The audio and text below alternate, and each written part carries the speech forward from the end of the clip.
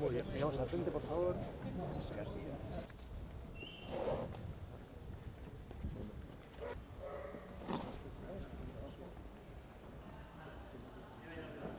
Podemos charlar un poco de forma informal, como estamos. De forma informal.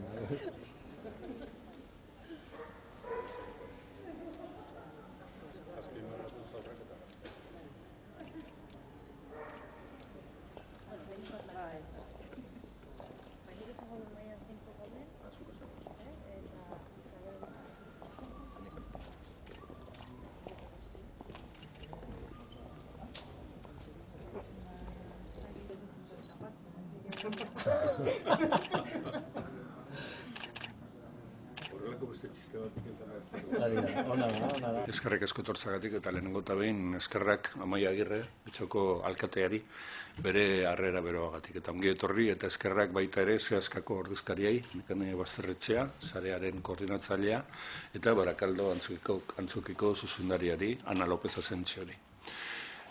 Amaiak esan duen bezala, helburua da sarea osatzen duten 63 espazio eszenikoen demoraldi berriari hasiera ematea.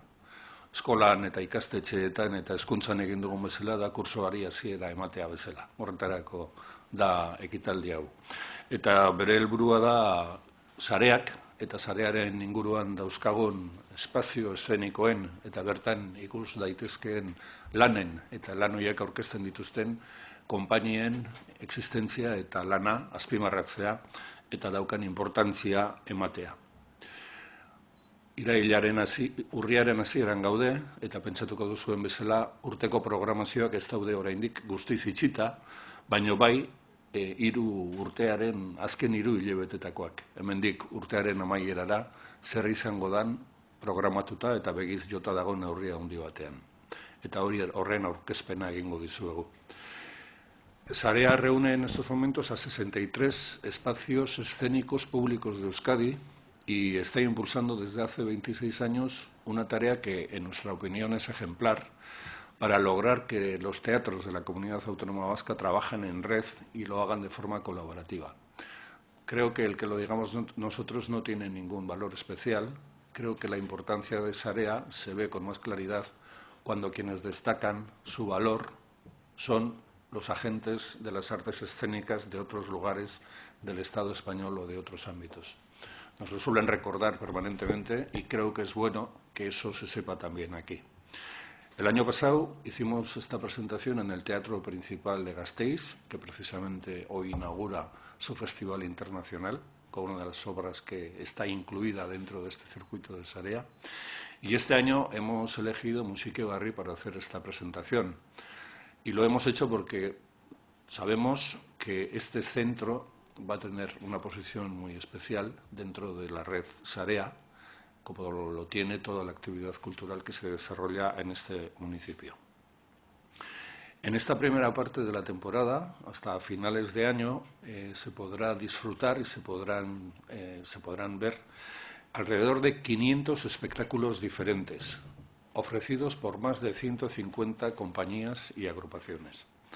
Casi la mitad de estas obras son destinadas al público adulto, unas 220, una cuarta parte serán espectáculos musicales y el resto se repartirá entre espectáculos dedicados al público infantil, unos 100, y espectáculos vinculados al mundo de la danza, unos 50. De esos 500 espectáculos diferentes va a haber alrededor de 600 representaciones en total de aquí a diciembre, y creo que es importante destacar que una tercera parte de estos espectáculos, 30% aproximadamente, son espectáculos que se podrán disfrutar en euskera. Este millar de obras diferentes creo que indican con claridad la capacidad de programación de nuestros espacios escénicos y de nuestros teatros, y también el dinamismo que presentan y con que cuentan nuestras compañías de artes escénicas. Es una oferta, como podremos comprobar en los detalles que nos van a ofrecer a continuación, pues una oferta completa y que la ciudadanía, además, gracias a estos 63 espacios, va a poder disfrutar cerca de casa.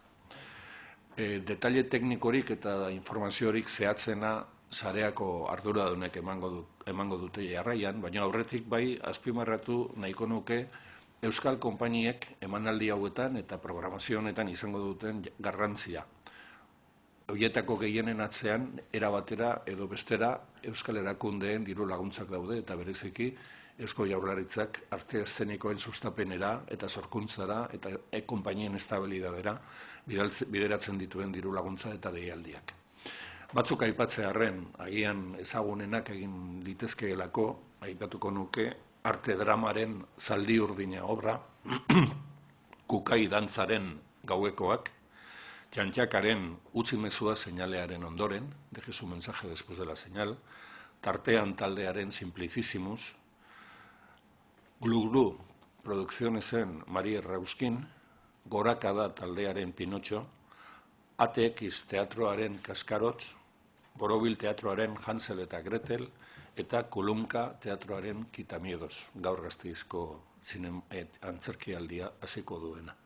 Guzti hauek izango dituzte 12 emanalditik gora hemendikan eta gabonetara izango den programazio honetan.